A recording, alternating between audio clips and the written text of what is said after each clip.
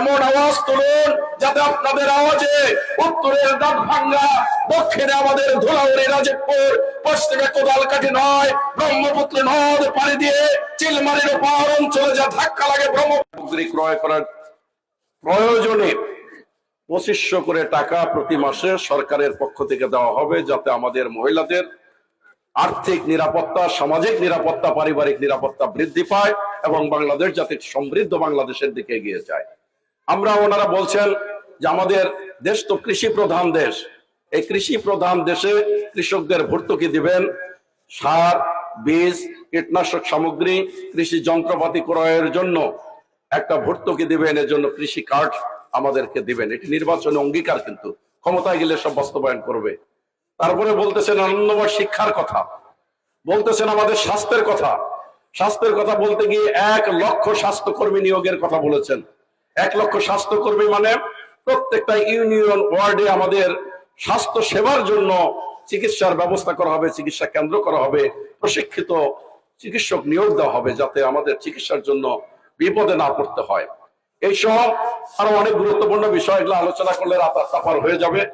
আমাদের যিনি প্রার্থী আছেন উনি কথা বলবেন।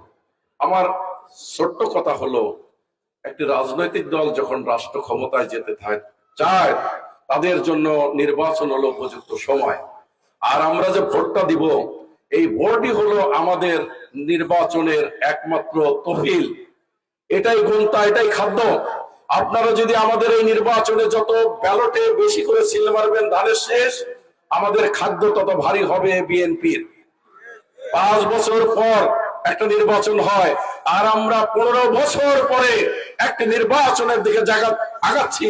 এই নির্বাচনের খাদ্য দল আমাদের কাছে খাবার চাচ্ছে, দল আমাদের কাছে আগামী রাষ্ট্র পরিচালনার জন্য সুযোগ চাচ্ছে। আমরা যদি এই দলকে ভোট দিতে না পারি, ক্ষুধার্ত কঙ্কাল দেহ যেমন মানুষের কাছে কোনো গুরুত্বপূর্ণ সম্পদ না, তেমনি ভাবে আমরা যদি ভোট বেশি দিতে পারি, সবল, সুস্থ, স্বাস্থ্যবান মানুষ, সে কিন্তু দেশের সম্পদ। ভোট কিন্তু সম্পদ।